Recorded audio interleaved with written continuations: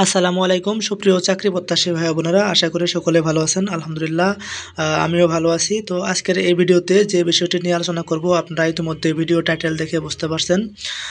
তার আগে আপনাদের কাছে একটা ছোট্ট রিকোয়েস্ট, আপনি যদি আমার এই চ্যানেলে নতুন হয়ে থাকেন তাহলে অবশ্যই চ্যানেলটিকে সাবস্ক্রাইব করবেন এবং একটি লাইক দিবেন যদি ভিডিওটি পছন্দ হয়ে থাকে। এখানে ভাষা বিষয়ে যেহেতু আপনি শিক্ষক হতে যাচ্ছেন, বাংলা অথবা ইংরেজি বিষয়ে শিক্ষক হবেন, সেজন্য বাংলা এবং ইংরেজি থেকে আপনাকে বেশি প্রশ্ন করবে। আর আপনি যদি অনার্স কমপ্লিট করে থাকেন তাহলে আপনাকে অনার্সের যে পঠিত বিষয় সে বিষয় নিয়েও প্রশ্ন করতে পারে। তো বাংলা থেকে কি প্রশ্ন করতে পারে? খুবই সহজ প্রশ্ন করতে পারে বাংলা থেকে, যেমন সন্ধি থেকে প্রশ্ন করতে পারে, তারপর ওই সমাজ থেকে প্রশ্ন করতে পারে, এক কথায় প্রকাশ থেকে প্রশ্ন করতে পারে। ইংরেজি বিষয়েও সহজ সহজ প্রশ্নগুলাই করে থাকে সাধারণত। ইংরেজি বিষয়ে যেমন আর্টিকেল থেকে প্রশ্ন করতে পারে আপনাকে যে ইউরোপিয়ন এর আগে কি বসতে পারে। ইউরোপিয়ানের আগে অনেকেই ভাবতে পারে এখানে ইউ আছে, তো এখানে এন বসতে পারে ভাওয়াল যেহেতু, কিন্তু না, ইউ যদি ইউ এর মতো উচ্চারণ হয় তাহলে তার আগে কি বসবে? এ বসবে। আপনারা সকলে এগুলো জানেন, খুব সহজ প্রশ্ন, একেবারে বেসিক প্রশ্ন থেকে মানে প্রশ্ন করে থাকে। আপনাকে বাংলা কোনো একটা সেন্টেন্স থেকে ইংরেজিতে বা ইংরেজি কোনো সেন্টেন্স থেকে বাংলাতে ট্রান্সলেশন করতে বলা হতে পারে।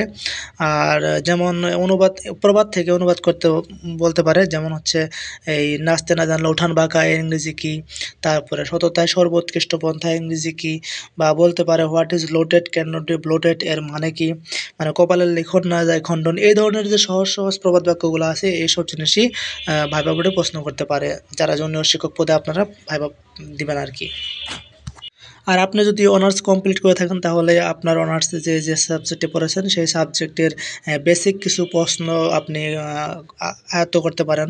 যেমন যদি আপনি অর্থনীতি বিষয়ে অনার্স করে থাকেন তাহলে আপনাকে বলতে পারে যে অর্থনীতি কী, অর্থনীতির জনক কে, বা অর্থনীতির যে মৌলিক কিছু বিষয় আছে যেমন উপযোগ কী, চাহিদা কী, যোগান কী, এই সমস্ত বিষয় নিয়ে প্রশ্ন করতে পারে। এরকমভাবে আপনি অনার্সে যে বিষয়ই পড়েন না কেন তা সে সম্পর্কে বেসিক কিছু আইডিয়া আপনি নিয়ে যাবেন, তা আপনার জন্য বেটার হবে। আর বাংলা ইংরেজি থেকে যে প্রশ্নগুলো আপনাকে করা হবে এগুলো আপনি কনফিডেন্স নিয়ে উত্তর দিবেন। আশা করি ভাইবা বোর্ডে ভালো করতে পারবেন আর কি।